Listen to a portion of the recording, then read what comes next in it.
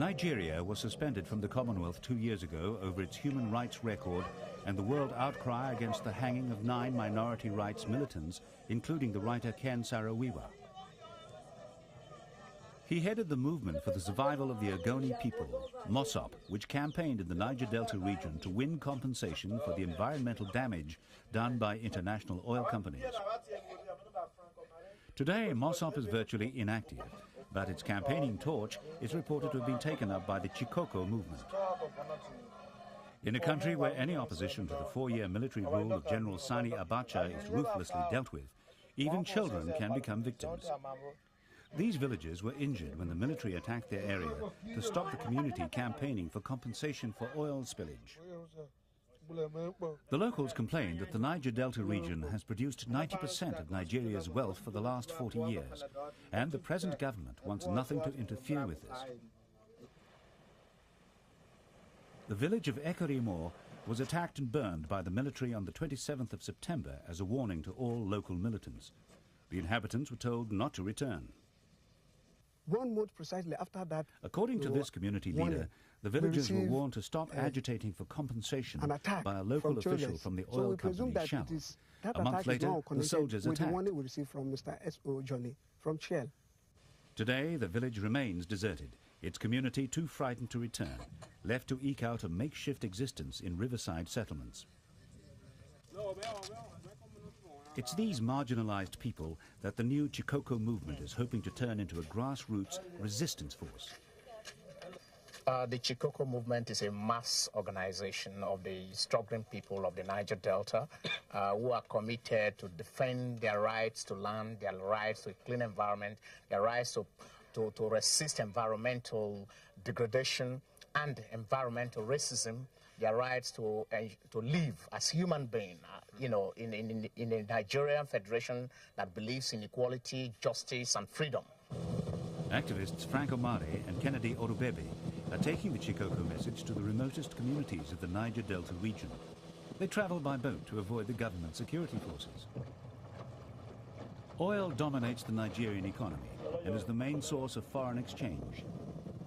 Daily output is about 2 million barrels. But people in the Niger Delta region claim that in the 40 years that oil has been produced here, the locals have seen little benefit. Many are still without clean drinking water, electricity, or tarred roads. What they do have is long-term damage to their environment from oil spills.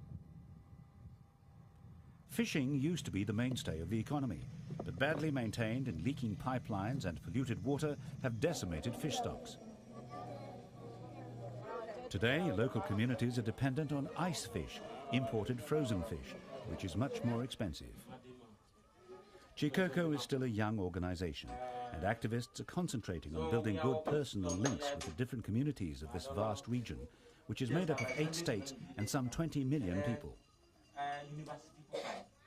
The Delta peoples are naturally suspicious of outsiders, and winning their trust and confidence are seen as essential to Chikoko's aim of building a united mass movement.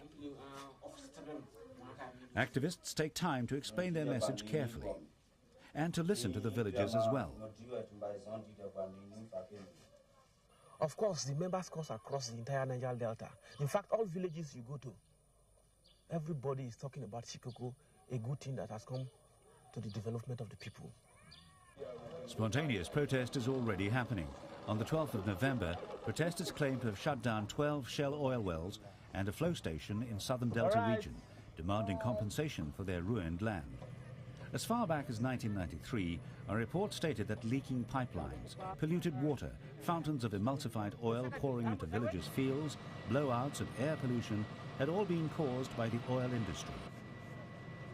At the village of Batan, an oil spill from the nearby flow station damaged fishing nets and the village water supply. Shell promised to replace these. When nothing materialized by the 9th of October this year, villagers occupied the flow station and refused to leave until Shell fulfilled its promise. Incidents like these are becoming commonplace as the people's anger grows against the government and the oil companies. It is an obvious fact that in a struggle like this, some people will die for others to live. Ken Saro-Wiwa started it all. is dead today, but the people of Ogoni, the people of Niger Delta are still living. We are going to community, door to door for the people to be aware. And they, thank God, they all are aware.